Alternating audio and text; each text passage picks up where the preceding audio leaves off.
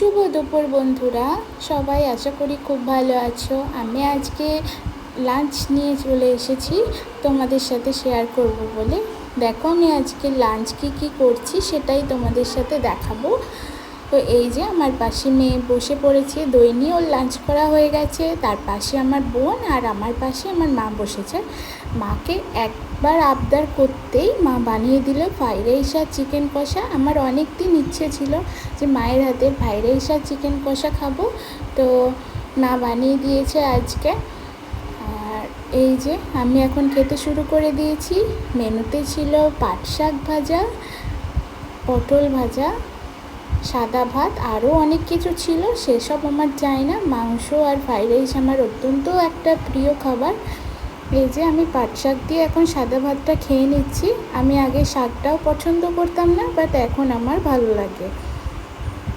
এই যে আমি এখন এবার ফ্রাইড রাইসটা টেস্ট করব মাংস দিয়ে।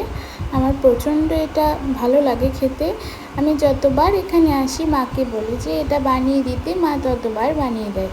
তো এই যে আমি এখন টেস্ট করছি মাংসর ঝোল দিয়ে ফ্রাইড রাইসটা। অত্যন্ত সুস্বাদু, অত্যন্ত মানে কী বলবো, এত টেস্ট হয়েছিল যে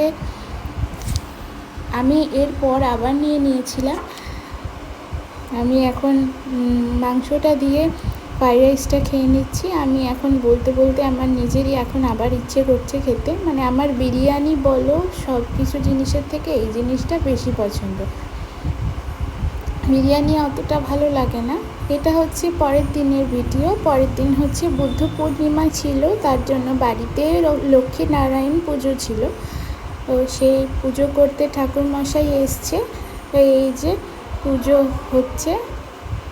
তো আজকের ভিডিওটা কেমন লাগলো অবশ্যই কমেন্টে জানিও, লাইক করে দিও ভালো লাগলে, আর ইউটিউব চ্যানেলটি সাবস্ক্রাইব করে দিও। আমার পাশে থেকো। আজকের ভিডিওটি এই অবধি।